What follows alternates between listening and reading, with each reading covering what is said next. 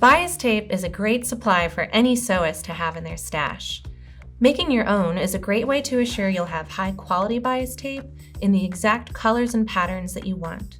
The reason it's called bias tape is because the fabric has been cut on a bias, or a 45-degree angle. Woven fabric doesn't naturally have much give, but if you pull on fabric diagonally, or on the bias, you'll notice that it has a bit of stretch. In the application of bias tape, that stretch will help you round curves nicely without any unwanted wrinkles or bumps. You can make bias tape that is double fold, which means it has been folded in on the sides as well as folded in half. Or you can make single fold bias tape, which means it has been folded just on the sides. Double fold bias tape is great for edging quilts, while single fold bias tape is really useful for finishing the underside of garments, such as along the neckline or sleeve openings. To make my bias tape, I'm using pre-washed 100% cotton and these handy little tools which are called, you guessed it, bias tape makers. To begin, I will be cutting my fabric on the bias. Most cutting mats will have angled lines marked to help you. So just line up your fabric on the horizontal line and then use a ruler to cut the fabric on a 45-degree angle. After making the cut, I'm now going to cut the fabric into strips, which I need to make the bias tape. So for the 25mm bias tape maker, I will be cutting 2-inch wide strips.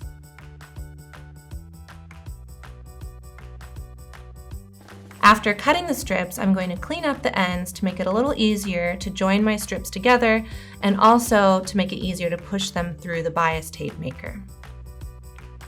Now, before I actually make the bias tape, I'm going to show you how to join the strips together so that you can make one long strip.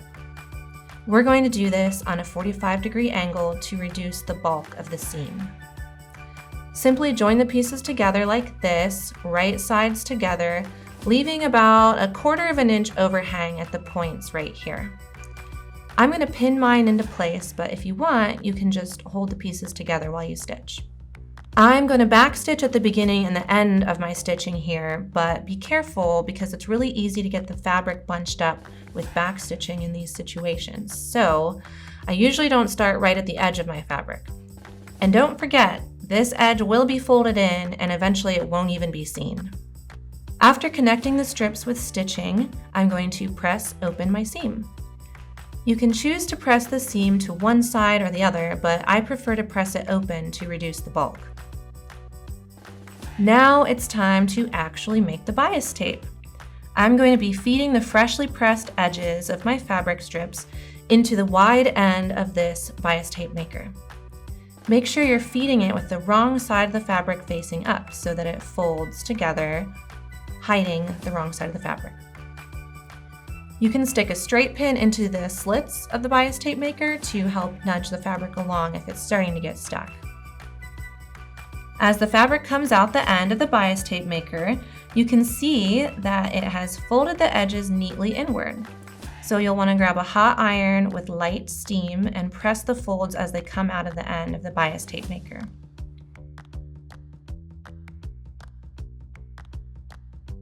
After pressing, you now have a nice strip of single fold bias tape.